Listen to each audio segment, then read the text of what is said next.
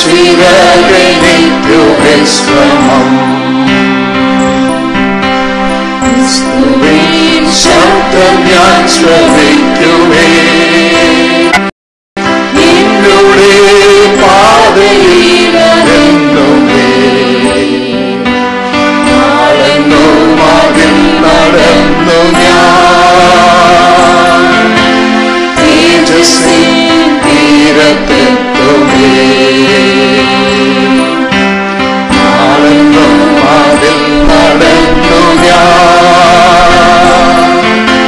തേജസ്സിൻ തീരത്തെത്തുമേ. ഞാൻ പിന്തുടർന്നിടും, ഞാൻ പിൻഗമിച്ചിടും എന്നുടെ ജീവിത യാത്രയിൽ. ഈ മരുവിൽ ചൂടനിൽക്കുമ്പോൾ തൻ ചിറകെനിക്കു വിശ്രമം. ഈ മരുവിൽ ചൂടനിൽക്കുമ്പോൾ തൻ ചിറകെനിക്കു വിശ്രമം. ക്രിസ്തുവിൻ മുഖം ഞാൻ ദർശിക്കുമേ, സമുദ്രത്തിൻ നടുവിലാ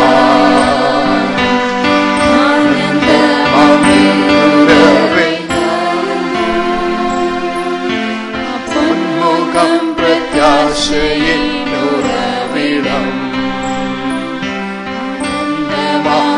ദൂരവേ ഞാൻ കാണുമ്പോൾ ആ പൊന്മുഖം പ്രത്യാശയിലുറവിടം. ഞാൻ പിന്തുടർന്നിടും, ഞാൻ പിൻഗമിച്ചിടും എന്നുടെ ജീവിത യാത്രയിൽ. ഈ മരുവിൻ ചൂടനിൽക്കുമ്പോൾ തൻ ചിറകെനിക്കു വിശ്രമം. ഈ മരുവിൻ ചൂടനിൽക്കുമ്പോൾ തൻ ചിറകെനിക്കു വിശ്രമം.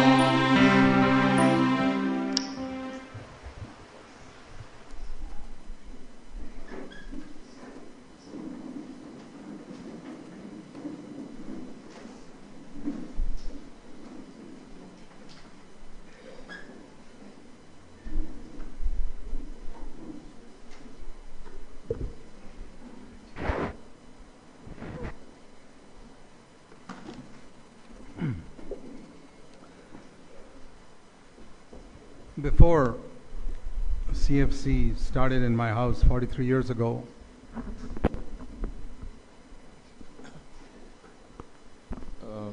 before CFC started in my house 43 years ago, 43 വർഷങ്ങൾക്ക് മുമ്പ് എൻ്റെ ഭവനത്തിൽ CFC ഞങ്ങളുടെ മീറ്റിംഗ് ആരംഭിക്കുന്നതിന് മുമ്പ് we didn't think of it like CFC those days.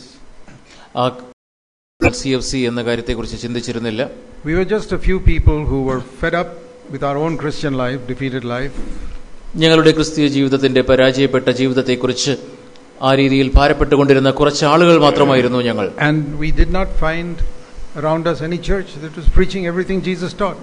യേശു പഠിപ്പിച്ച എല്ലാ കാര്യങ്ങളും പഠിപ്പിക്കുന്ന ഒരു സഭയും ഞങ്ങളുടെ ചുറ്റിനും ഞങ്ങൾക്ക് കാണുവാൻ കഴിഞ്ഞില്ല. So we said, okay, even if we are only 2 or 3, we'll meet together. ഞങ്ങൾ 2 or 3 പേരെ ഉള്ളെങ്കിലും ഞങ്ങൾ ഒന്നിച്ച് ഞങ്ങൾ കൂടാം എന്ന് ഞങ്ങൾ തീരുമാനിച്ചു. Before that, I went around preaching in so many churches in India.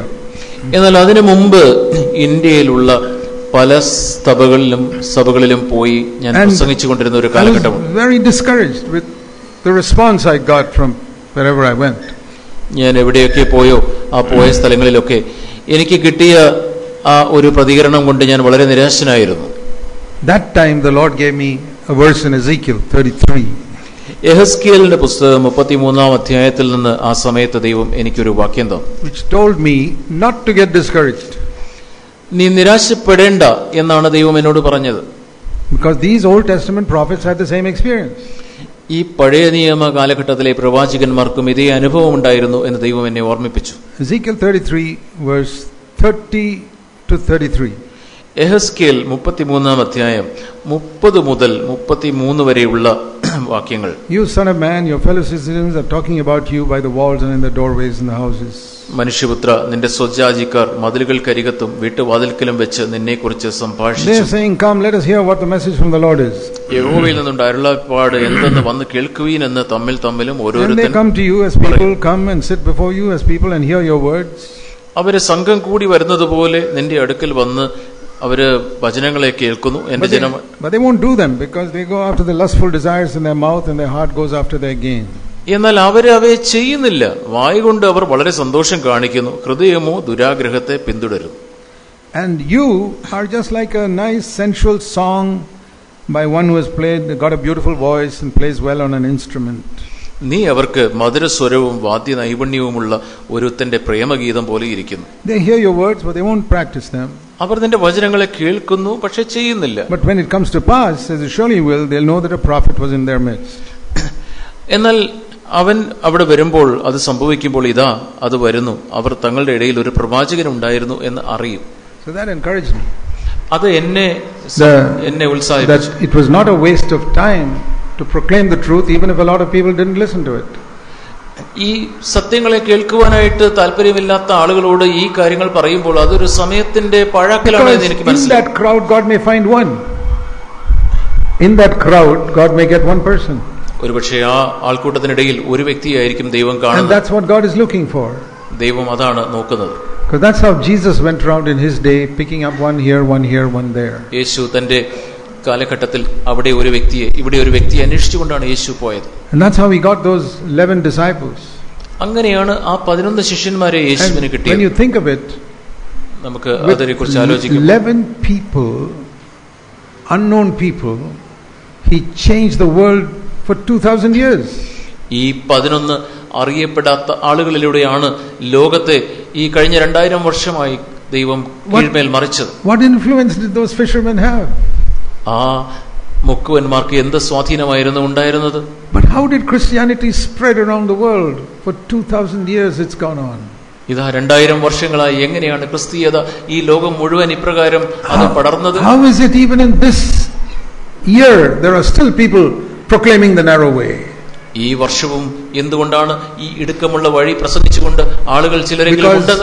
Those 11 people were faithful and they depended on the Holy Spirit. വിശ്വസ്തരായി നിൽക്കുകയും പരിശുദ്ധാത്മാവിൽ ആശ്രയിക്കുകയും ചെയ്ത ആ 11 പേരുണ്ടായിരുന്നത് കൊണ്ടാണ് ഇന്ന് ഇത് നടക്കുന്നത്. That was the thing that encouraged us when we started meeting in the beginning. ഞങ്ങൾ അവിടെ കൂടുവാനായിട്ട് തുടങ്ങിയപ്പോൾ ഞങ്ങളെ ഉത്സാഹിപ്പിച്ച വചനം അതായിരുന്നു. You don't need big numbers. നിങ്ങൾക്ക് കൂടുതൽ എണ്ണം ആവശ്യമില്ല. If you're willing to preach the whole truth and you're filled with the Holy Spirit, God will take care of the rest. നിങ്ങൾ പൂർണ്ണ സത്യം, മുഴുവൻ സത്യവും സംസാരിക്കുവാൻ തയ്യാറാവുകയും നിങ്ങൾ പരിശുദ്ധാത്മ നിറവുള്ളവനുമാണെങ്കിൽ ബാക്കി കാര്യം ദൈവം നോക്കിക്കോളും. That's what I want to encourage all of you to do. നിങ്ങൾ എല്ലാവരും അത് ചെയ്യണമെന്നാണ് ഞാൻ നിങ്ങളെ I hope you'll make a decision in this conference that you are going to walk the narrow way and proclaim it for the rest of your life.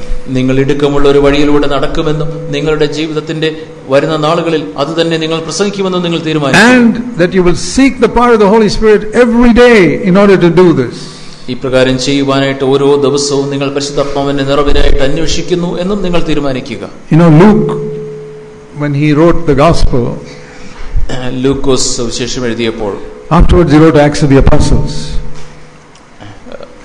അതിനുശേഷമാണ് അവൻ അപ്പോസ്തല പ്രവൃത്തികൾ എഴുതിയത്. And there in Acts 1 verse 1 he describes Luke's gospel like this. അവിടെ അപ്പോസ്തല പ്രവൃത്തികൾ 1-ാം അധ്യായത്തിന്റെ 1-ാം വാക്യത്തിൽ താൻ നേരത്തെ എഴുതിയ ലൂക്കോസിന്റെ ആ എഴുതിയ സുവിശേഷത്തെ ഇങ്ങനെയാണ് അവൻ വിവരിക്കുന്നത്. He gives a title to Luke's gospel. അവിടെ ഈ ലൂക്കോസിന്റെ സുവിശേഷത്തിന് അവൻ ഒരു തലക്കെട്ട് കൊടുക്കുന്നു. The title is All that Jesus began to do and teach. അവൻ പറയുന്നത് യേശു ചെയ്തും ഉപദേശിച്ചും തുടങ്ങിയ സകലത്തെയും. That is a principle. അതൊരു പ്രമാണമാണ്. He first did and then taught. യേശു ചെയ്തു ഉപദേശിച്ചു. Now the Old Testament prophets were not like that. പഴയ നിയമ പ്രവാചകന്മാർ അങ്ങനെയായിരുന്നു. They just taught. അവര് പഠിപ്പിച്ചു. They preached. അവര് പ്രസംഗിച്ചു. Jesus came യേശു വന്നു, and first did, യേശു ആദ്യം ചെയ്തു, and then taught. അതിനുശേഷം പഠിപ്പിച്ചു. When he taught the Sermon on the Mount, യേശു പർവ്വത പ്രസംഗം അത് പഠിപ്പിച്ചപ്പോൾ, don't get angry, കോപിക്കരുത്, don't lust after women, നിങ്ങൾ കണ്ണുകൊണ്ട് don't be മോഹിക്കരുത്, anxious, ആകാംക്ഷപ്പെടരുത്, don't love money. പണത്തെ സ്നേഹിക്കരുത്. He had practiced it for 30 years. താൻ അങ്ങനെ പ്രസംഗിക്കുമ്പോൾ 30 വർഷം അത് പ്രാവർത്തികമാക്കിയ ശേഷമാണ് പ്രസംഗിക്കുന്നത്. അതിനുശേഷമാണ് പ്രസംഗിക്കുന്നത്. This is a unique way of preaching. ഒരു യേശു മാത്രം ചെയ്ത ഒരു പ്രസംഗിക്കുന്ന വഴിയാണ്. Nowadays people go to a Bible school, study for 4 years and start preaching what they studied there. ഇപ്പോൾ ആളുകൾ ബൈബിൾ കോളേജിൽ പോയി 4 വർഷം അവിടെ പഠിച്ച കാര്യങ്ങൾ ആളുകളോട് പ്രസംഗിക്കും. That is not how Jesus did it. യേശു അങ്ങനെയല്ല ചെയ്തത്. So he says the first gospel I wrote is about what Jesus himself did and taught. Yeshu began, it says what Jesus began to do and teach, it says here. യേശു അവിടെ ആരോപണം ചെയ്ത നാൾ വരെ അവൻ ചെയ്തതും ഉപദേശിച്ചും തുടങ്ങിയ സകലത്തെയും കുറിച്ച്. Began. തുടങ്ങിയ. Yes. In Acts of the Apostles the title is അപ്പോസ്തല പ്രവൃത്തികളുടെ തലക്കെട്ട് നോക്കുക. What Jesus continued to do and teach through his body, the church. ലൂക്കോസിന്റെ സുവിശേഷത്തിന്റെ തലക്കെട്ട് യേശു ചെയ്തു ഉപദേശിച്ചു തുടങ്ങിയത്. ആ തുടങ്ങിയ കാര്യം ഇത് അപ്പോസ്തല പ്രവൃത്തികളിൽ സഭയിലൂടെ അത് തുടരുന്നു. That's what it means. The Acts of the Apostles is just a continuation of what Jesus began, now continuing through his new body, the church. യേശു തുടങ്ങിയ കാര്യങ്ങൾ തന്റെ ശരീരമാകുന്ന സഭയിലൂടെ ഇപ്പോഴിതാ അത് തുടരുന്നു, തന്റെ പുതിയ ശരീരത്തിലൂടെ തുടങ്ങുന്നു. In Luke it is what he did through his physical body. In Acts of the Apostles is what he did through his spiritual body.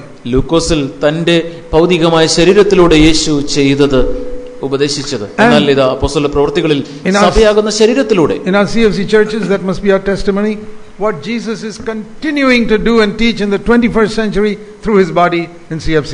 CFC സഭകളിലെയും സാക്ഷ്യം അതായിരിക്കണം.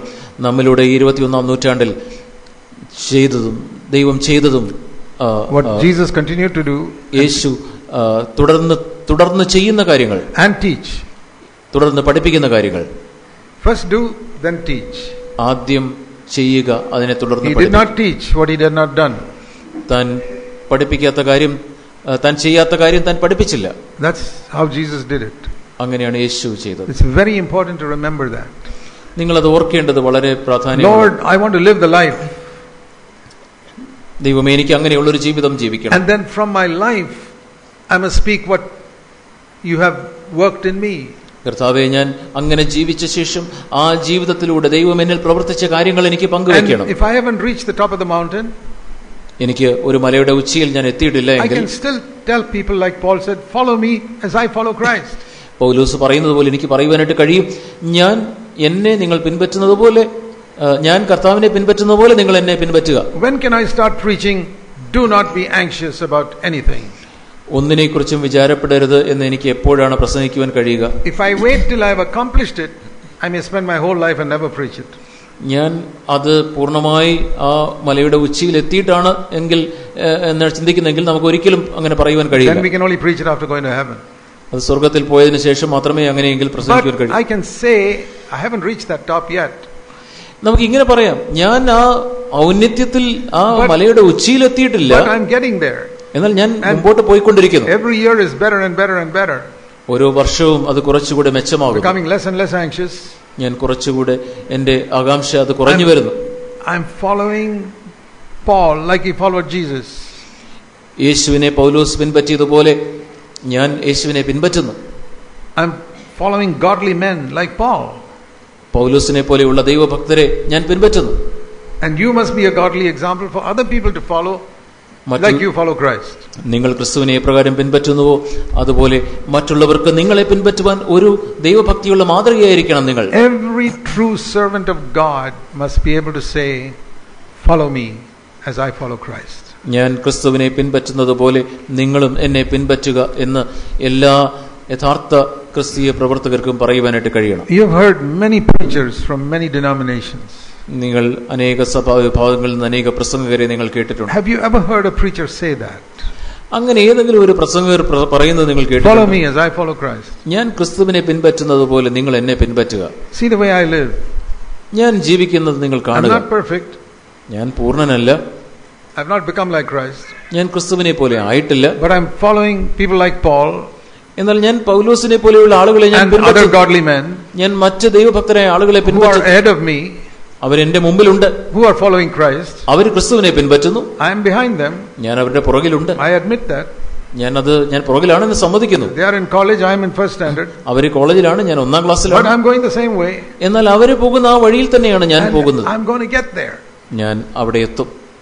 That should be our testimony. Not that I have reached. I am following. ഞാൻ അവിടെ എത്തി എന്നല്ല, എന്നാൽ ഞാൻ പിൻപറ്റുന്നു എന്നതായിരിക്കണം നമ്മുടെ സാക്ഷ്യം. If you are not taking a command of God seriously, then you cannot say that. എന്നാൽ നിങ്ങൾ ദൈവത്തിന്റെ കൽപ്പനകളെ ഗൗരവമായി എടുക്കുന്നില്ല എങ്കിൽ നിങ്ങൾക്ക് അങ്ങനെ പറയുവാൻ കഴിയില്ല. Never get angry. That's the top of the mountain. Never get angry is the top of the mountain. ഒരിക്കലും കോപിക്കരുത് എന്നുള്ളത് അത് മലയുടെ ഏറ്റവും ഉച്ചിയാണ്. I am not asking whether you got there. നിങ്ങൾ അവിടെ എത്തിയോ എന്നല്ല ഞാൻ ചോദിക്കുന്നത്. Are you getting closer and closer? നിങ്ങൾ അതിനോട് കുറച്ചുകൂടി അടുക്കുന്നു എന്നാണ് ഞാൻ ചോദിക്കുന്നത്. Are you the same foot of the mountain that you were 20 years ago? എന്നാൽ നിങ്ങൾ 20 വർഷം മുമ്പുണ്ടായിരുന്ന ആ മലയുടെ അടിവാരത്തിൽ തന്നെയാണോ നിങ്ങൾ ഇപ്പോഴും നിൽക്കുന്നത്? Never lust after women. ഒരിക്കലും ഒരു സ്ത്രീയെ മോഹത്തോടു കൂടെ നോക്കരുത്. Never get anxious. ഒരിക്കലും ആകാംക്ഷപ്പെടരുത്. Don't love money. ഒരിക്കലും പണത്തെ സ്നേഹിക്കരുത്. Mountain tops in Matthew 5, 6 and 7. Mathai 5, 6, 7 ഇതെല്ലാം ഒരു മലയുടെ ഉച്ചിയിലെ കാര്യങ്ങളാണ്. Are you climbing the mountain is my question.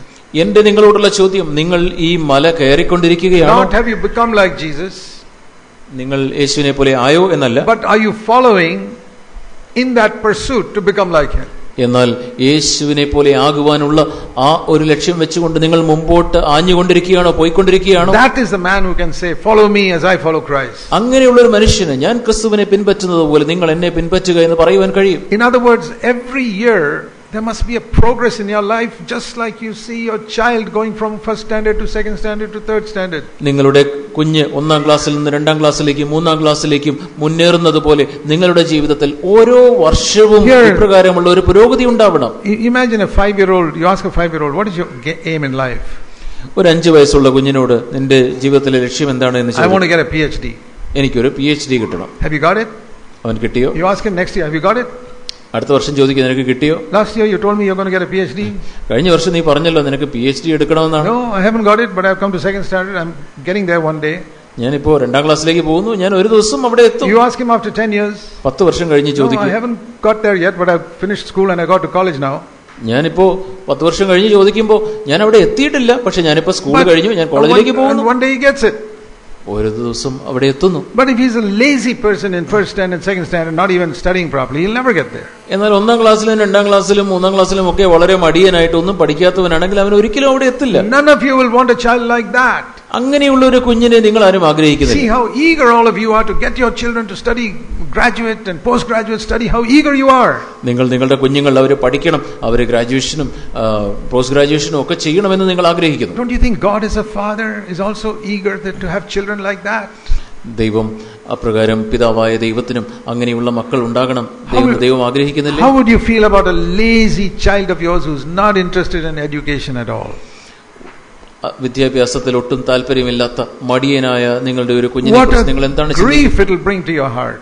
നിങ്ങളുടെ ഹൃദയത്തിൽ എത്ര ദുഃഖമുണ്ടാകും. You won't kick him or her out of the house.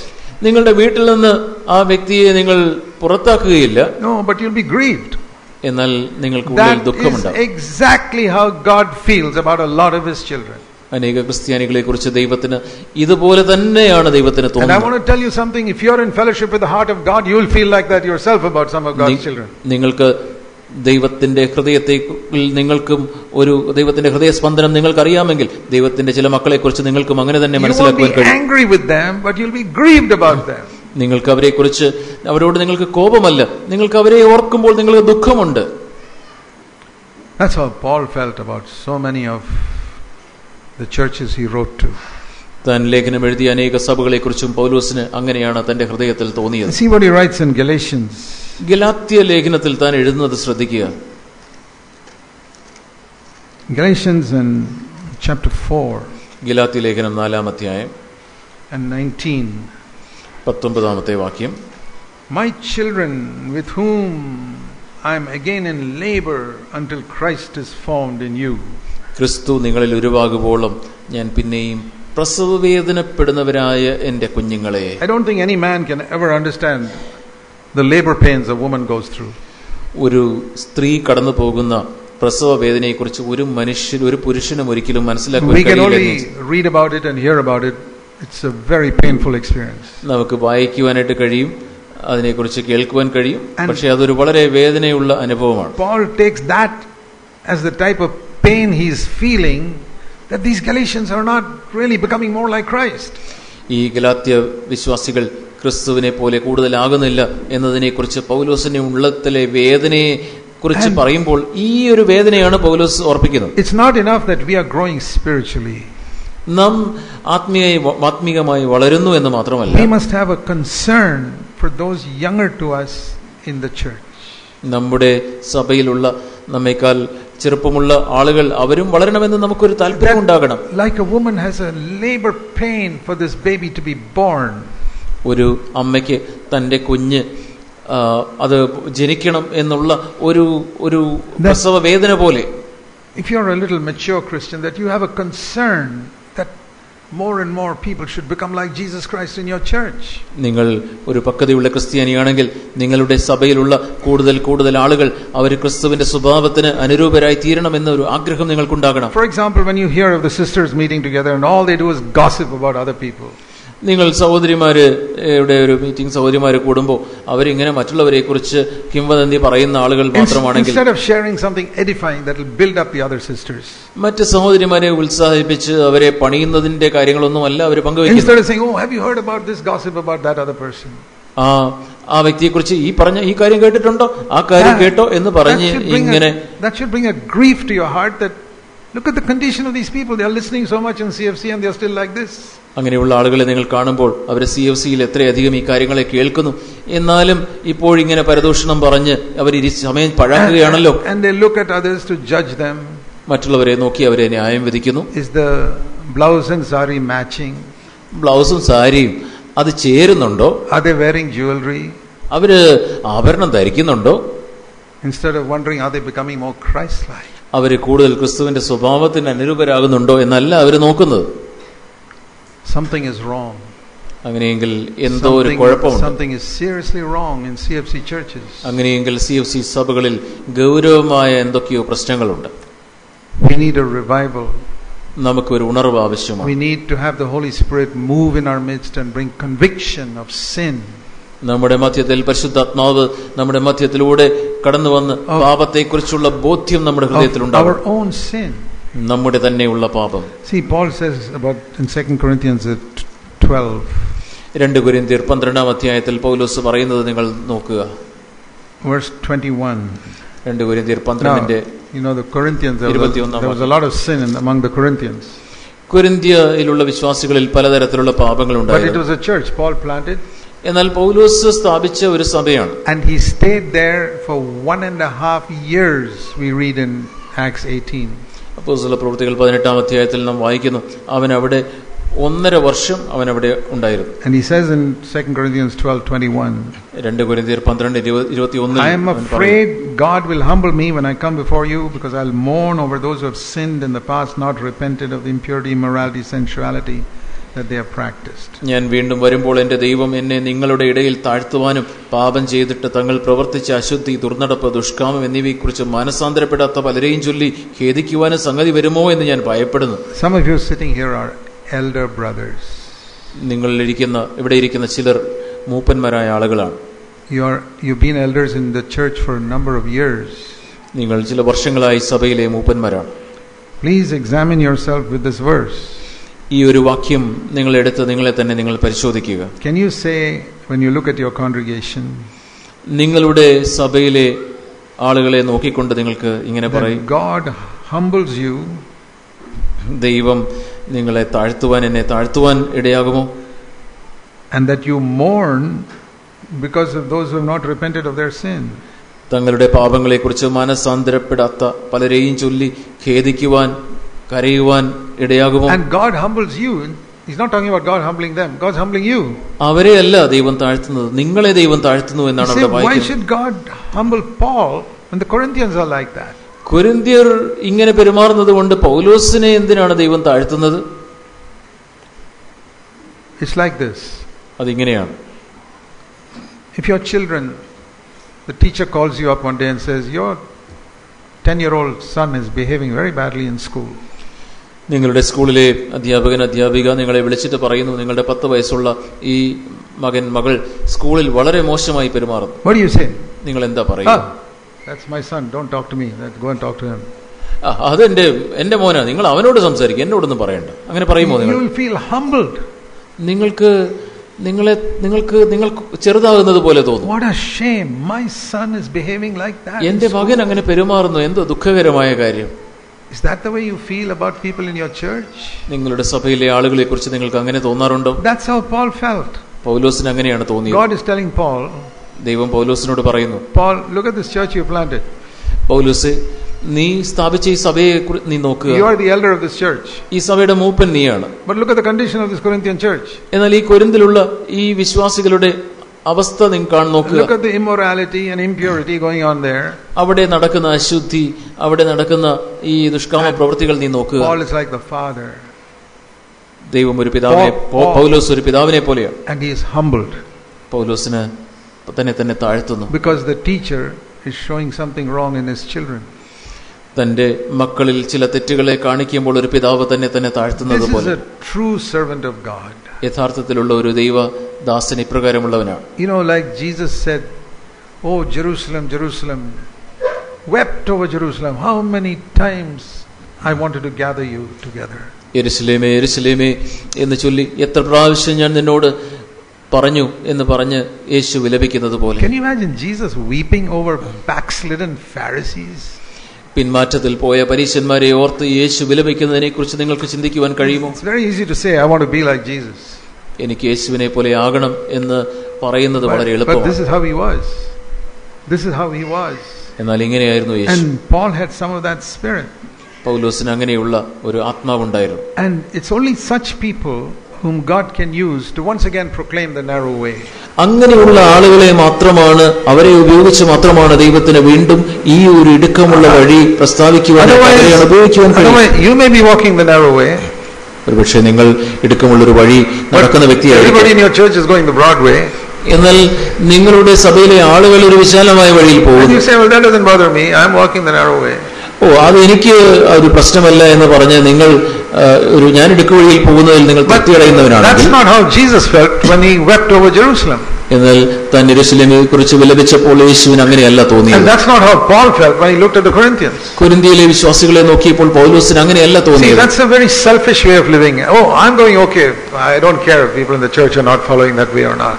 എന്റെ ജീവിതം കുഴപ്പമില്ല, സഭയിലെ ആളുകൾ കാര്യങ്ങൾ ഗൗരവമായി എടുത്തില്ലെങ്കിൽ കുഴപ്പമില്ല എന്ന് ചിന്തിക്കുന്നത് ഒരു സ്വാർത്ഥപരമായ ജീവിതമാണ്. I'll tell you, you're totally unfit to be an elder. അങ്ങനെയെങ്കിൽ നിങ്ങൾ ഒരു മൂപ്പനാണെങ്കിൽ ഞാൻ പറയട്ടെ, നിങ്ങൾ ഒരു മൂപ്പനാകുവാൻ ഒട്ടും യോഗ്യതയില്ലാത്ത. And even if you're not an elder, you must be an elder brother and an elder sister who feels like that about your younger sisters and brothers. നിങ്ങളൊരു സഭയിലെ മൂപ്പനല്ലെങ്കിൽ പോലും ഒരു മൂത്ത സഹോദരനോ മൂത്ത സഹോദരിയുമായി നിങ്ങളുടെ സഭയിലെ മറ്റ് ചെറിയവരായ ആളുകളെ കുറിച്ച് നിങ്ങൾക്ക് അങ്ങനെ ഒരു ഭാരം ഉണ്ടാവണം. You know, when you see the history of Israel, ഇസ്രായേലിന്റെ ചരിത്രം നിങ്ങൾ നോക്കുമ്പോൾ, the Old Testament, there are a lot of lessons we can learn from the history of Israel in the Old Testament.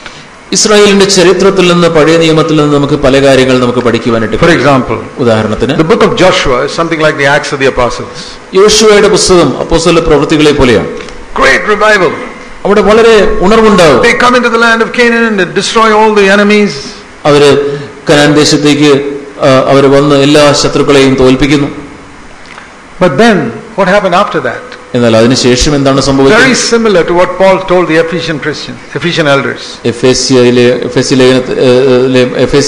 സഭയിലെ മൂപ്പന്മാരോട് പൗലോസ് പറഞ്ഞതുപോലെ. See Judges chapter 2 verse 7. ന്യായാധിപന്മാരുടെ പുസ്തകം 2-ാം അധ്യായത്തിലെ 7-ാം വാക്യം നിങ്ങൾ നോക്കുക. The people served the Lord all the days of Joshua and the days the elders survived Joshua, who had seen the great work the Lord did for Israel. യോശുവയുടെ കാലത്തൊക്കെയും verse 7. 7-ാം വാക്യമാണ്. യോശുവയുടെ കാലത്തൊക്കെയും യോശുവ കഴിഞ്ഞിട്ട് ഏറിയ നാൾ ജീവിച്ചിരുന്നവരായി യഹോവ ഇസ്രായേലിന് വേണ്ടി ചെയ്ത മഹാപ്രവൃത്തികളൊക്കെയും കണ്ടിട്ടുള്ളവരായ മൂപ്പന്മാരുടെ കാലത്തൊക്കെയും ജനം യഹോവയെ സേവിച്ചു. But then he died. എന്നാൽ അതിനുശേഷം And യോശുവ verse മരിച്ചു. 10, that whole generation died. അതിനുശേഷം ആ തലമുറ Verse 10. 10 വാക്യം അവര് And then arose another generation, verse 10, who did not know the Lord. ആ തലമുറയൊക്കെയും പോയ ശേഷം ദൈവത്തിന്റെ പ്രവൃത്തികളെ അറിയാത്ത മറ്റൊരു തലമുറ എഴുന്നേറ്റു എന്ന് നാം വായിക്കുന്നു. Verse 10. 10 വാക്യം. And then the whole sons of Israel, verse 11, did evil and began to worship idols. 11 വാക്യത്തിൽ നാം വായിക്കുന്നു, അതിനെ തുടർന്ന് ഇസ്രായേൽ മക്കൾ യഹോവയ്ക്ക് അനിഷ്ടമുള്ളത് And they ചെയ്തു, forsook the Lord. അവര് ദൈവത്തെ വിട്ടുകളഞ്ഞു. Then God would raise up a prophet like Samuel and they would turn back to the Lord for a little while. ശമൂവേലിനെ പോലെയുള്ള ഒരു പ്രവാചകനെ എഴുന്നേൽപ്പിച്ച് വീണ്ടും ദൈവം അവരെ ദൈവത്തെ And then Samuel would die. ശമൂവേൽ മരിക്കും. And his children were all wayward. ശമൂവേലിന്റെ മക്കളൊക്കെ അവരെ തെറ്റായ Then വഴിയിൽ years go by. വർഷങ്ങൾ പോകുമ്പോൾ Then God would raise up an Elijah. അതിനെ തുടർന്ന് ദൈവം ഒരു എലിയാവിനെ എഴുന്നേൽപ്പിക്കും. And everybody would fall down and say the Lord is God. എല്ലാവരും അവിടെ നിലത്ത് വീണ് ദൈവം യഹോവയാണ് ദൈവം എന്ന് പറയും. And then Elijah would die and Elisha would continue. ഏലിയാവ് മരിക്കും. അത് കഴിഞ്ഞ് എലീശ And one day died. Again the children of Israel would backslide. അതിനെ തുടർന്ന് എലീശയുടെ കാലം കഴിയുമ്പോൾ വീണ്ടും And then there would be revival through some king or through some prophet who was godly. വീണ്ടും പിന്മാറുന്ന ഈ ഇസ്രായേൽ മക്കൾക്ക് ഏതെങ്കിലും ഒരു രാജാവിലൂടെ ഏതെങ്കിലും ദൈവഭക്തനായ ഒരു പ്രവാചകനിലൂടെ ഉണർവുണ്ടാവും. Throughout it was like that. The revival would come through some man and it would go down again. Then God would raise up another man and it would go down again. ഏതെങ്കിലും ഒരു മനുഷ്യനിലൂടെ ഉണർവുണ്ടാകുന്നു, അത് അവരെ പിന്മാറ്റത്തിലേക്ക് പോകുന്നു. വീണ്ടും ഒരു മനുഷ്യനെ ദൈവം എഴുന്നേൽപ്പിക്കുന്നു, ഉണർവുണ്ടാകുന്നു. The last of that was through the prophets Haggai and Zechariah. Haggai, Zacharia പ്രവാചകന്മാരിലൂടെയാണ് ഏറ്റവും അവസാനം ഇപ്രകാരം ഉണർവുണ്ടായത്. And then in Malachi God says, I've finished with you. That's the end. Malachi പുസ്തകത്തിൽ അവസാനം ദൈവം പറയുന്നു, ഞാൻ നിങ്ങളെ കുറിച്ച് ഞാൻ എന്റെ പ്രവൃത്തി He says in chapter 2, now I'm going to go all over the world. I'm going to forget about you Israeli people. നിങ്ങൾ ഇസ്രായേൽ മക്കളെ കുറിച്ച് ഞാൻ മറന്ന് ഞാൻ ലോകം മുഴുവൻ പോവുകയാണ് എന്ന് You all bring polluted offerings to me. നിങ്ങൾ എല്ലാവരും എനിക്ക് എന്റെ മുമ്പാകെ മലിനമായ യാഗങ്ങളെയാണ് കൊണ്ടുവരുന്നത്. Read that passage sometimes, Malachi chapter 1 verses 6 to 11. നിങ്ങൾ മലാഖി പുസ്തകം 1-ാം അധ്യായത്തിന്റെ 6 മുതൽ 11 വരെയുള്ള വാക്യങ്ങൾ വായിക്കും. You present verse 8, the blind and the lame and the sick as a sacrifice to me. നിങ്ങൾ കണ്ണുപൊട്ടിയതിനെ യാഗം കഴിക്കുവാൻ കൊണ്ടുവരുന്നു, മുടന്തം ദീനമുള്ളതിനെ കൊണ്ടുവരുന്നു. 8-ാം വാക്യം. I wish there was some priest, verse 10, who would shut the gates and not allow such sacrifices to be brought. എന്റെ യാഗപീഠത്തിന്മേൽ വെറുതെ തീ കത്തിക്കാതിരിക്കേണ്ടതിന് നിങ്ങളിൽ ആരെങ്കിലും വാതിൽ അടച്ചു കളഞ്ഞാൽ കൊള്ളാമായിരുന്നു. Where is the priest who will shut the door? അങ്ങനെ വാതിൽ അടയ്ക്കുന്ന പുരോഹിതൻ എവിടെ? He says, I've finished with accepting offerings from you, verse 10. 10-ാം വാക്യത്തിൽ പറയുന്നു, എനിക്ക് നിങ്ങളിൽ പ്രസാദമില്ല എന്ന് സൈന്യങ്ങളുടെ യഹോവ അരുളിച്ചെയ്യുന്നു. നിങ്ങളുടെ കയ്യിൽ നിന്ന് ഞാൻ വഴിപാട് കൈക്കൊള്ളുകയില്ല. Now I'm going to go all over the world from east to west. And in every nation I'm going to produce another people who will bring a pure offering for me. എനിക്ക് വിശുദ്ധമായ യാഗം കൊണ്ടുവരുന്ന ആളുകളെ കണ്ടെത്തുവാനായിട്ട് ഞാൻ കിഴക്ക് മുതൽ പടിഞ്ഞാറ് വരെ ലോകം മുഴുവൻ ഞാൻ പോകുന്നു. ഞാൻ എന്റെ കണ്ണ് അങ്ങോട്ട് പോവുകയാണ്. When we started the meeting in our house 43 years ago, that's the verse the Lord gave us. 43 വർഷങ്ങൾക്ക് മുമ്പ് ഞങ്ങളുടെ വീട്ടിൽ ഈ മീറ്റിംഗ് തുടങ്ങിയപ്പോൾ ഈ ഒരു വാക്യമാണ് ദൈവം ഞങ്ങൾക്ക് നൽകിയത്. The Lord is now looking for a pure offering of those who will sacrifice everything and not give the cheap things to God. 11-ാം വാക്യം നാം വായിക്കുന്നു, സൂര്യന്റെ ഉദയം മുതൽ അസ്തമയം വരെ എന്റെ നാമം ജാതികളുടെ ഇടയിൽ വലുതാകുന്നു. എല്ലായിടത്തും എന്റെ നാമത്തിന് ധൂപവും നിർമ്മലവുമായ വഴിപാട് അർപ്പിച്ചു വരുന്ന അങ്ങനെയുള്ള ജനങ്ങളെ ദൈവം നോക്കുന്നു. Who will give the least important offerings to God. ദൈവത്തിന് ഏറ്റവും പ്രധാനമില്ലാത്ത യാഗങ്ങളെ കൊടുക്കുന്ന ആളുകളുണ്ട്. Something that costs them nothing. അവർക്ക് ഒരു ചെലവുമില്ലാത്ത കാര്യങ്ങൾ ദൈവത്തിന് കൊടുക്കും. They spend the whole day seeking their own. ദിവസം മുഴുവൻ അവര് തങ്ങളുടെ സ്വന്തം കാര്യങ്ങൾ അന്വേഷിക്കും. And 5 minutes to ease their conscience they read the Bible. തങ്ങളുടെ മനസാക്ഷിയെ ഒന്ന് തൃപ്തിപ്പെടുത്തുവാനായിട്ട് 5 മിനിറ്റ് ബൈബിൾ വായിക്കും. What type of offering is that? അത് എന്തൊരു യാഗമാണ്? It's offering the lame and the sick to God. അത് മുടന്തുള്ളത്, അത് കണ്ണുപൊട്ടിയതിനെ ദൈവത്തിന് അർപ്പിക്കുന്നതിന് തുല്യമാണ്. It says in verse 8 middle, do you think you will give your governor an offering like that? അവിടെ 8-ാം വാക്യത്തിന്റെ മധ്യഭാഗത്ത് ചോദിക്കുന്നു, അതിന് നിന്റെ ദേശാധിപതിക്ക് നീ കാഴ്ചവെക്കുമോ? It's like saying you invite the governor for tea. നിങ്ങളുടെ ഗവർണറിനെ ഒരു ചായ സൽക്കാരത്തിന് വിളിക്കുന്നു. And you drink your full cup of tea and what is left over you say, sir, here's something for you. നിങ്ങൾ ചായ കപ്പിന്റെ 3/4 ഭാഗവും നിങ്ങൾ കുടിച്ച് അവസാനം കുറച്ച് അതിനകത്തുണ്ട് ആ മട്ട് ചേർത്ത് നിങ്ങൾ ആ ഗവർണർ കൊടുക്കുന്നു, സാറേ ഇത് കുടിച്ചാട്ടെ. He says, you never do that to a governor, but you do that to God. നിങ്ങൾ ഒരു ഗവർണറിന് ഒരിക്കലും നിങ്ങൾ അങ്ങനെ ചെയ്യുകയില്ല, എന്നാൽ ദൈവത്തിന് നിങ്ങൾ അങ്ങനെ ചെയ്യുന്നു. Take the best part for yourself. ഏറ്റവും You give നല്ലത് the dregs to God. നിങ്ങൾ ഏറ്റവും നല്ലത് നിങ്ങൾക്ക് വേണ്ടി എടുത്ത് മട്ട് മാത്രം The Lord says that's not a pure offering. ദൈവം പറയുന്നു അത് ഒരു നിർമ്മലമായ വഴിപാടല്ല. But on all nations, verse 11, there will be a pure offering. എന്നാൽ 11-ാം വാക്യത്തിൽ പറയുന്നത് എല്ലായിടത്തും ഒരു നിർമ്മലമായ വഴിപാട് ഉണ്ടാകും. The people for whom God is first.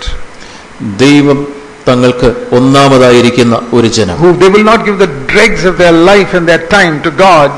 തങ്ങളുടെ ജീവിതത്തിന്റെ മട്ടും തങ്ങളുടെ സമയത്തിന്റെ മട്ടുമല്ല അവർ ദൈവത്തിന് കൊടുക്കും. They'll be faithful in their work.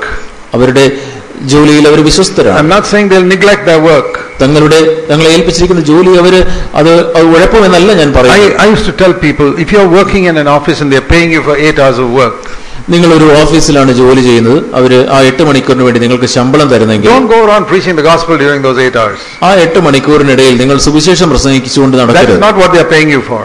അവര് സുവിശേഷം പ്രസംഗിക്കാനല്ല നിങ്ങൾക്ക് ശമ്പളം തരുന്നത്.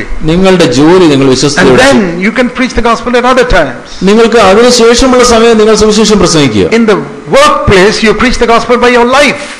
നിന്റെ ജോലി സ്ഥലത്ത് നിന്റെ ജീവിതം കൊണ്ട് നീ സുവിശേഷം പ്രസംഗിക്കുക. That people see that you're a different type of person. നിങ്ങൾ ഒരു വ്യത്യസ്തനായ വ്യക്തിയാണെന്ന് ആളുകൾ നിങ്ങളുടെ ജീവിതത്തിലൂടെ കാണട്ടെ. That you do business in a different way.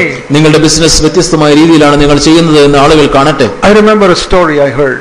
ഞാൻ കേട്ട ഒരു കഥ ഞാൻ ഓർക്കുന്നു. Of a poor man whose job was a wholehearted Christian who was repairing shoes.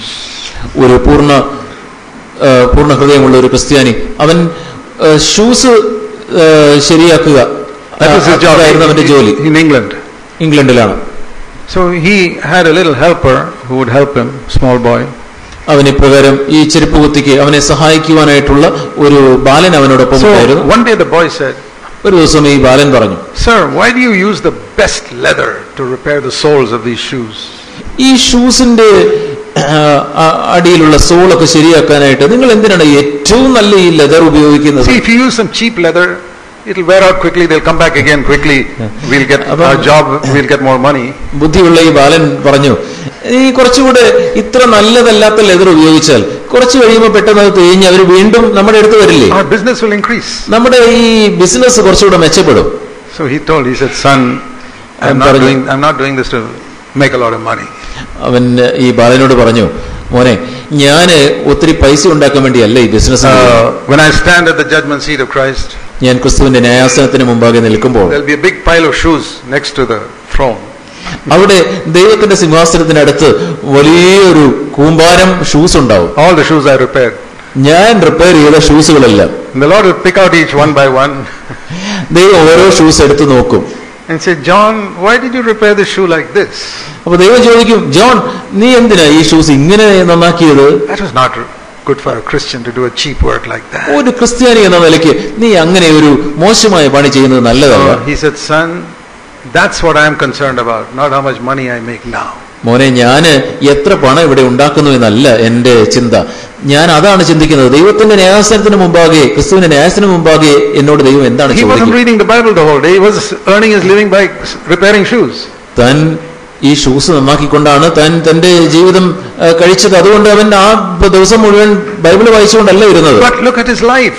എന്നാൽ തന്റെ ജീവിതത്തെ നോക്കുക. It was governed by the principles of Jesus Christ. എന്നാൽ തന്റെ ജീവിതം യേശുക്രിസ്തുവിന്റെ പ്രമാണങ്ങളെ ആസ്പദമാക്കിയുള്ള ജീവിതമാണ്. What I mean by being a disciple and doing all that he taught.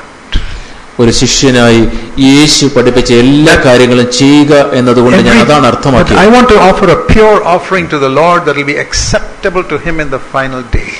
അന്ത്യനാളിൽ ദൈവത്തിന് പ്രസാദം തോന്നുന്ന ഒരു നിർമ്മലമായ വഴിപാട് എനിക്ക് ദൈവത്തിനായിട്ട് അർപ്പിക്കണം. You know, Paul says that also in Romans 15.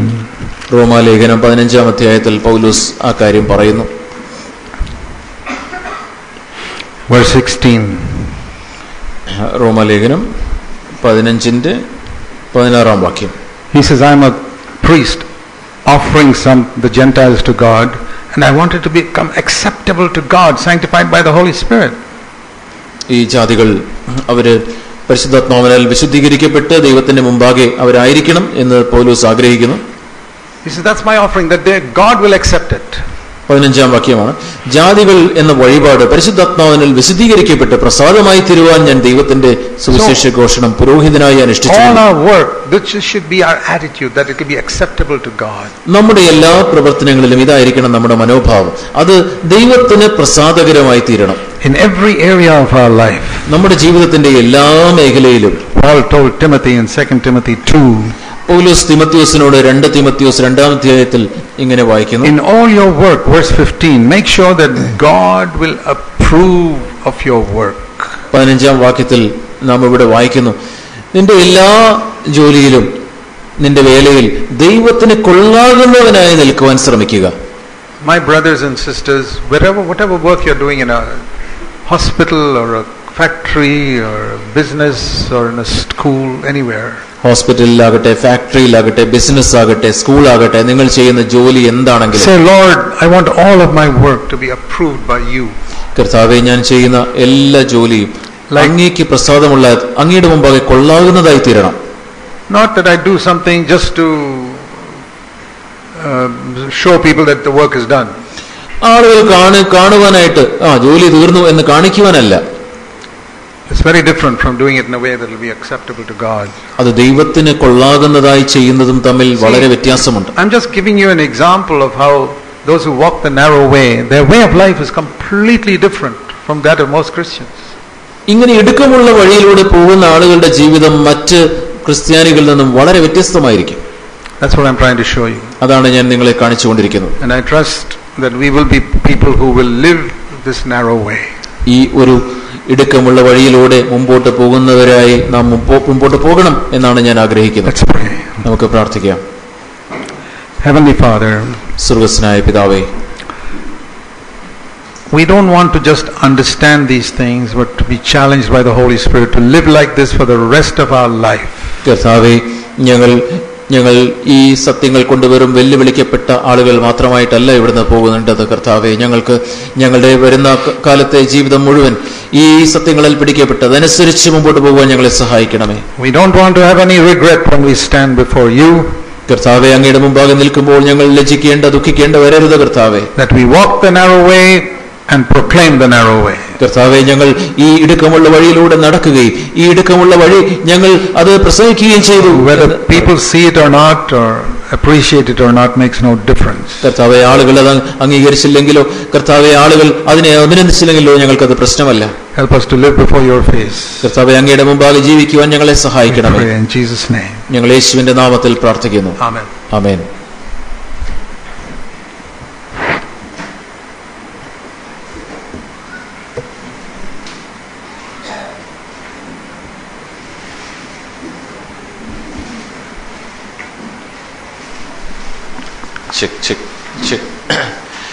നമുക്ക് ഇപ്പോൾ ഈ സെഷൻ അവസാനിച്ച് നാം പിരിഞ്ഞ് ഭക്ഷണത്തിനായിട്ട് പോകുന്നതിന് മുമ്പ് ഞാൻ നേരത്തെ പറഞ്ഞ ചില കാര്യങ്ങൾ, അനൗൺസ്മെന്റ് വീണ്ടും ഒരു പ്രാവശ്യം കൂടെ നിങ്ങളെ ഓർമ്മിപ്പിക്കട്ടെ. നമുക്ക് അത് പുസ്തകങ്ങളുമായി ബന്ധപ്പെട്ട അനൗൺസ്മെന്റ് ആണ്. നിങ്ങൾക്ക് അത് ഇന്നും നാളെയുമായിട്ട്, പ്രത്യേകിച്ച് മറ്റന്നാൾ നമുക്ക് ഉച്ചവരെ മാത്രമേ മീറ്റിംഗ് ഉള്ളൂ. ഇന്ന് ഇപ്പോൾ ഭക്ഷണം കഴിഞ്ഞ ശേഷവും നാളെയും നിങ്ങൾ ആ ബുക്ക് സ്റ്റോൾ സന്ദർശിച്ച്, ഞാൻ നേരത്തെ പറഞ്ഞു, നമുക്ക് ഈ സാക് ബ്രദറിന്റെ ചെറിയ ആരംഭങ്ങളുടെ ദിവസം വോളിയം 1, വോളിയം 2, അതുപോലെ ആരംഭകാലത്തിലെ പുതിയ വീഞ്ഞ് പുതിയ തുരുത്തി എന്ന പുസ്തകം, ആത്മീയ നേതാവ് എന്ന പുസ്തകം, അതുപോലെ സ്നേഹവിരൽ നീട്ടി തൊടാം എന്ന ഈ പുസ്തകം, ഇത്രയും പുസ്തകങ്ങൾ, ഈ 5 പുസ്തകങ്ങൾക്കും 230 രൂപയാണ് വില. ഈ 230 രൂപ വിലയുള്ള ഈ പുസ്തകങ്ങൾ നിങ്ങൾക്ക്, ഈ 5 പുസ്തകങ്ങൾ ചേർത്ത് ഈ കോൺഫറൻസിൽ നിങ്ങൾക്ക് 100 രൂപയ്ക്ക് നിങ്ങൾക്ക് ലഭിക്കുന്നതാണ്. അപ്പോൾ നിങ്ങൾ ധാരാളം കോപ്പികൾ നിങ്ങൾ വാങ്ങുകയും സഭയായി, വ്യക്തികളായി വാങ്ങി അത് നിങ്ങൾ മറ്റുള്ളവർക്ക് ഈ സത്യങ്ങൾ അത് കൊടുക്കണം, അത് എത്തിക്കണം എന്ന് ദയവായി ഓർപ്പിക്കുന്നു. അതുപോലെ വീണ്ടും ഓർപ്പിക്കുന്നു, യഥാർത്ഥ സത്യം, ദൈവത്തിങ്കിലേക്കുള്ള മാനസാന്തരം, ഈ രണ്ടും, ഇത് 12ഉം 5ഉം രൂപ വിലയുള്ളതാണെങ്കിലും ഇത് രണ്ടും കൂടെ നിങ്ങൾക്ക് വെറും 5 രൂപയ്ക്ക് ഇത് നിങ്ങൾക്ക് ലഭിക്കുന്നതാണ്. നിങ്ങൾക്ക് വെറും 5 രൂപയ്ക്ക് ഇത് രണ്ടും നിങ്ങൾക്ക് ലഭിക്കുന്നു. നിങ്ങളുടെ 100 കോപ്പി നിങ്ങൾ വാങ്ങുമ്പോൾ 500 രൂപയ്ക്ക് ഇത് രണ്ടിൻ്റെയും 100 കോപ്പി നിങ്ങൾക്ക് ലഭിക്കുന്നതാണ്. അതുപോലെ നമ്മൾ നേരത്തെ ഓർപ്പിച്ചതുപോലെ നമുക്ക് സന്തോഷ് പൂനൻ ബ്രദർ എഴുതിയ ക്ലബ് കോൺഗ്രിഗേഷൻ ചർച്ച് എന്ന് പറയുന്ന ഒരു പുസ്തകമുണ്ട്. ആ പുസ്തകം നമ്മുടെ കയ്യിൽ ആദ്യം 200 കോപ്പി ഉണ്ടായിരുന്നുള്ളൂ. നമ്മൾ ഈ കോൺഫറൻസിന് വേണ്ടി 300 കോപ്പി കൂടെ നമ്മൾ വീണ്ടും വരുത്തി. നമ്മുടെ കയ്യിൽ ഇപ്പോൾ 500 കോപ്പികൾ ഇവിടെ ഉണ്ട്.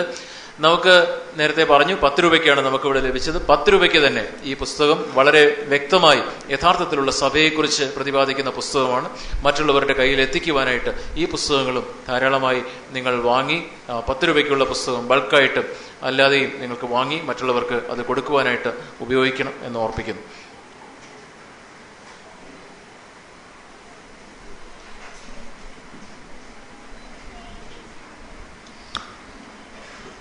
ഭക്ഷണത്തിന് പിരിയുന്നതിന് മുമ്പ് ചില പ്രായോഗിക അനൗൺസ്മെന്റ്സ് നൽകട്ടെ. രാവിലെ പറഞ്ഞതുപോലെ നമ്മുടെ താമസ സൗകര്യത്തിനുള്ള ക്രമീകരണങ്ങളൊക്കെ ആ ബോർഡിലുണ്ട്. അവിടുന്ന് എല്ലാവർക്കും വ്യക്തമായിട്ടുണ്ടെന്ന് മനസ്സിലാക്കുന്നു. എന്തെങ്കിലും സംശയം ഉണ്ടെങ്കിൽ ഇപ്പോൾ ഭക്ഷണത്തിന്റെ സമയത്ത് ഭക്ഷണം കഴിഞ്ഞതിന് ശേഷം ചോദിക്കാം. GCCയിലും ചുങ്കത്ത് പഴയ സെമിനാരിയിലും അതുപോലെ ഏറ്റുമാനൂരിലും താമസ സൗകര്യം ക്രമീകരിച്ചിട്ടുള്ളവർ ആദ്യം ഏറ്റുമാനൂരിൽ ക്രമീകരിച്ചിട്ടുള്ള സഹോദരിമാരാണ്. അവരും സഹോദരന്മാരിൽ GCCയിലും ചുങ്കത്തും അക്കോമഡേഷൻ ക്രമീകരിച്ചിട്ടുള്ളവർ ആദ്യം ഭക്ഷണം കഴിക്കാനായിട്ട് ശ്രമിക്കണം. അവർക്കുള്ള ട്രാൻസ്പോർട്ടേഷൻ അറേഞ്ച് ചെയ്തിട്ടുണ്ട്. നിങ്ങളെ കൊണ്ടുപോകുന്നുള്ള വാഹനങ്ങളുടെ ക്രമീകരണത്തിന് വേണ്ടിയാണ് പറയുന്നത്. നേരത്തെ ഭക്ഷണം കഴിക്കുക. അതുപോലെ നേരത്തെ ഓർമ്മിപ്പിച്ചതുപോലെ നാളെ രാവിലെയും നിങ്ങൾ സഹോദരിമാർ താമസിക്കുന്ന 2 സ്ഥലത്തുനിന്നും പീസ് കോട്ടേജും കാർമൽ 2 സ്ഥലത്തും താമസിക്കുന്ന സഹോദരിമാർ അവസാനം ഇറങ്ങുന്നവരെ കൂട്ടി താക്കോല് രജിസ്ട്രേഷൻ കൗണ്ടറിൽ ഏൽപ്പിക്കണം. അത് അവരുടെ കയ്യിൽ വെക്കരുത്, രജിസ്ട്രേഷൻ കൗണ്ടറിൽ ഏൽപ്പിക്കേണ്ടതാണ്.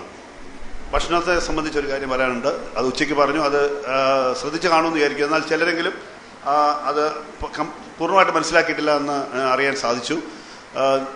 നമ്മുടെ അവിടെ കൈ കഴുകുന്നിടത്ത് 3 പാത്രം വെച്ചിട്ടുണ്ട്, 3 ബക്കറ്റ് വെച്ചിട്ടുണ്ട്.